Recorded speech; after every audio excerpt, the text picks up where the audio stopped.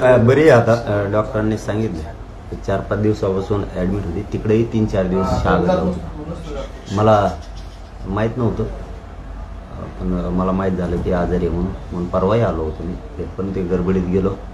आज दिवसभर कार्यक्रम होते, ते सगळे परवाचे आजचे कार्यक्रम उरकून पुन्हा ते कर्म नाही म्हणून फोनवर रडायला आले. तर पुन्हा भेटायला आलो. आता पण बरी आहे, तब्येत बरी आहे. आणखीन काय 5-6 दिवस सुट्टी होणार नाही असं डॉक्टरांचं म्हणणं आहे. बहुतेक आणखीन आजार आहेच. पण साहेब 24 तारखेच्या तुमच्या तारखेकडे आता सरकार सहित सगळ्यांचे लक्ष लागलेलं आहे. काय असणार 24 तारखेला, कसं समाजाला आवाहन करतात? आज मुलीला भेटायला आलो, तसंच उद्या आईला पण भेटायला जायचं. मला आत्ताच माहिती कळाली की माझ्या उद्या आईचं पण ऑपरेशन, तेही मला माहीत नव्हतं. आता 24चा विषय तर 24 मात्र निर्णायक असणार आहे. एवढंच मी तुम्हाला सांगू शकेल की 24ला मात्र आता आम्हाला निर्णय घेतल्याशिवाय पर्याय नाही. कारण फसवणूक करणं आणि आम्ही अन्याय किती दिवस सहन करायचा, याला सुद्धा काही मर्यादा आहे. समाजानेच का अन्याय सहन करायचा? बोललेल्या गोष्टी असतानाही नेमकं आमच्याच वाट्याला अन्याय का आला? तुम्ही अधिसूचना काढलेल्या असतानाही त्या अधिसूचनेचा सुद्धा अवमानच झाला एक प्रकारच्या राजपत्रित असूनही. परंतु मग आता आम्हाला तुम्ही कायद्याने खेटायला ठरलं म्हणल्यानंतर आम्हाला तुम्हाला कायद्याने खेटावंच लागणार आहे. 24ला समाजाला बरोबर घेऊन काय जो निर्णय असेल तो समाजाने आम्ही मिळून करू. शेवटी मालक समाज आहे, मात्र हे जाहीरपणानं सांगतो. अनेकांचं लक्ष 24ला याच्यासाठी लागलंय की मनोज जरांगे पाटील काही राजकीय भूमिका जाहीर करतील किंवा त्या ठिकाणी काही राजकीय निर्णय घेतील, कारण लोकसभा विधानसभा दोन्ही निवडणुका जवळ आल्या. राजकारण आपला मार्गच नाही. मी आजच नाही बोलत. हा एखादा विषयी राग व्यक्त करायचा किंवा नाराजी व्यक्त करायची म्हणजे त्याच्याविषयी आगपाखड करणं असा माझा कधीच विषय नाही आणि असण्याचं काही कारण नाही. जो बोलतो त्याच्याच विरोधात, कारण समाजाच्या विरोधात बोलला की तो कोणी असला तरी मला नाही सहन होत आणि मी ते करू बी शकत नाही. मी मरेपर्यंत माझ्या समाजाची गद्दारी नाही करू शकत, कारण ओबीसीतून आरक्षण घेतल्याशिवाय यांना मी सोडत नाही. हे मात्र अंतिम सत्य आणि त्याच्यात मी बदल करूही शकत नाही. कसल्याच परिस्थितीत नाही बदल करू शकत. आता त्यांनी फसवणूकच केली म्हणल्याच्या नंतर एक मात्र खरं आहे, आता समाज 24 तारखेला काय निर्णयाकडे कुंकड हे जात आहे हे आज नाही सांगू शकत मी. परंतु महाराष्ट्रातला सगळा मराठा समाजही आव्हान केलेलं आहे की आपण यावं. मराठा समाजही येईल, वकील बांधव येणार आहेत, डॉक्टर बांधव येणार आहेत, अभ्यासक येणार आहेत, स्वयंसेवक सगळे कार्यक्रमाचे होते तेही येणार आहेत, आयोजक नियोजक सुद्धा येणार आहेत, आमरण उपोषण करते, साखळी उपोषण करते, हेही सगळे बांधव तिथं येणार आहेत.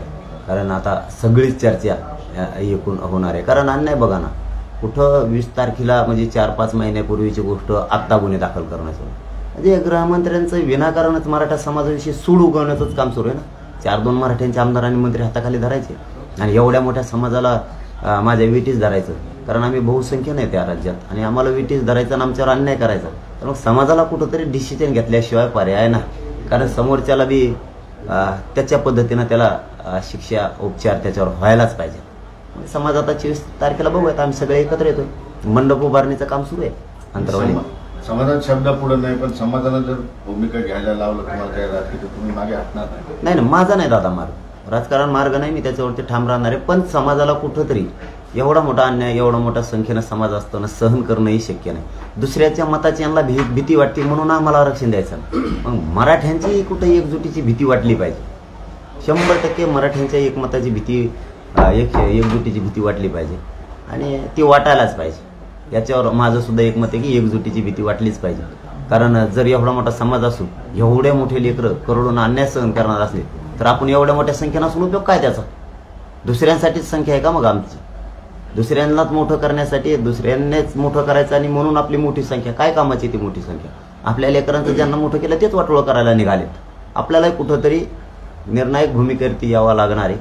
आणि आता काय 24 तारखेला होतंय त्यावरती संबंध बऱ्याच विषयावर जवळपास 15 ते 16 विषयावरती चर्चा होणार आहे. एकूण 60-70 वर्षातल्या विषयापासूनची सगळी चर्चा होणार आहे. कारण ही बी चर्चा पहिल्यांदाच असणार आहे. लोकांनाही ऐकायला मिळालेली आणि सरकारला पण.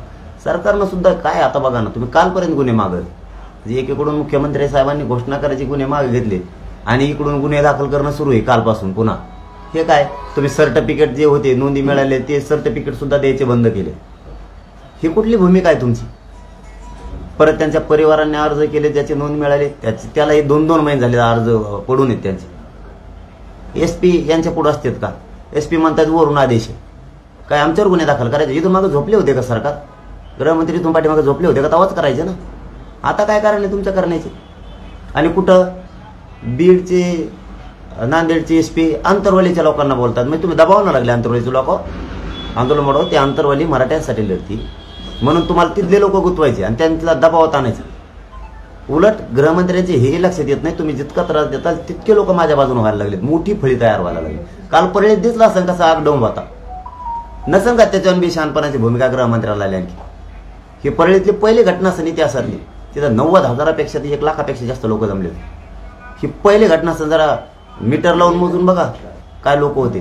तो क्षण माझ्यासाठी तर माझ्या जीवनातला पहिल्यांदा बघण्यासारखं होता. इतक्या ताकदीनं मराठी तिथली उसळलेली होती. कोणत्याही रोडवर तितकेच लोक होते.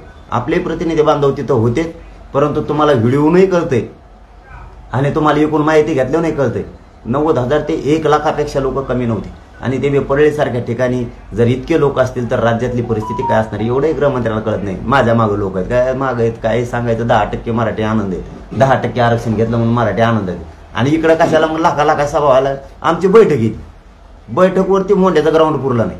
तुम्ही कोणाला विचारा, तिथल्या प्रॉपर पालकमंत्री आहेत, तिथं मोठमोठ्याले नेते आहेत, सगळ्या पक्षाचे आहेत, त्यांनाही विचारून बघा ते ग्राउंड भरायला किती जड जातं. सहज रीतीनं भरलं. ते 2 दिवस अगोदर त्या लोकांना सांगितलं होतं संवाद बैठक. याच्यावर तरी गृहमंत्र्यांना कळायला पाहिजे की मराठ्यावर अन्याय करणं चांगलं नाही. ठीक आहे, तुमची इच्छा पूर्ण होईल. तुम्ही असेच मराठ्यावर गुन्हे दाखल करत राहा. मराठ्यांची मोठमोठ्या फौजा माझ्या बाजूने तयार व्हायला लागली. चांगलं काम करते गृहमंत्री. पण आता परळीच्या सभेसाठी तुम्हाला कोर्टापर्यंत जावं लागलं परवानगीसाठी. याच्याकडे कसं होतं? शेवटी म्हणतातच ना की न्यायमंदिर न्याय देईन, घटना आणि कायदा त्याच्यासाठी, जनतेसाठी. कालची त्याचं जिवंत उदाहरण की त्यांनी जरी परवानग्या नाही दिल्या त्याच्यात तर ती तुम्ही वाचली असेल. त्याच्यात तर सांगण्यातच असं आलंय की अगोदर 4 दिवस परवानगी मागितली होती. नेमकी स्थानिक इन्स्पेक्टरनं आणि SP काय दबाव आणून ती दिली नाही.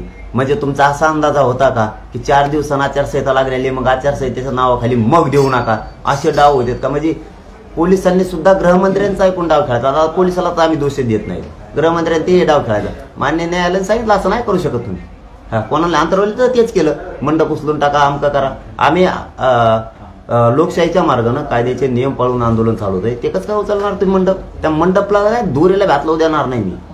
तुमचे नियम पाळून आम्ही करणार. आदर्श आचारसंहितेचे नियम आम्ही पाळतो. काल मान्य न्यायालयाने दिलेला निकाल सुद्धा पाळला. काल ते म्हणले तसंच आम्ही कालही बोललेलो. परंतु त्यातून एक खूप मोठी गोष्ट आम्हाला मिळाली की न्याय मंदिर, तुम्ही कितीही सरकारनं अन्याय केला तर ही 3री वेळ न्याय मंदिरानं आम्हाला न्याय दिला. मंडपही उचलू देणार नाहीत, उचलता येणार नाही. तिथलं साखळी उपोषण, आमरण उपोषण तुम्हाला हटवता येणार नाही, हे न्यायालयाने सांगितलं. तर हे त्यांचं तेच चालू आहे. मग शेवटी आता इतका अन्याय होत असताना मराठ्यांनाच विचार करायला लागणार. आणि याच्या पलीकडचं सांगतो, मराठी तर विचार करणारच आणि मराठी झुंजही देणार आहेत. परंतु छोट्या छोट्या जाती ज्या या राज्यात आहेत त्यांनी मात्र सावध होणं गरजेचं आहे. आमचं बघू, एवढा मोठा समुदाय असताना जर सरकार इतका अन्याय करू शकतं तर 12 बलुतेदार, OBC बांधव, बौद्ध बांधव, मुस्लिम बांधव यांचं काय? यांनी सुद्धा सावध होणं खूप गरजेचं आहे की ते दडपण आणू शकते. हे सावध होणं खूप जनतेला गरज आहे.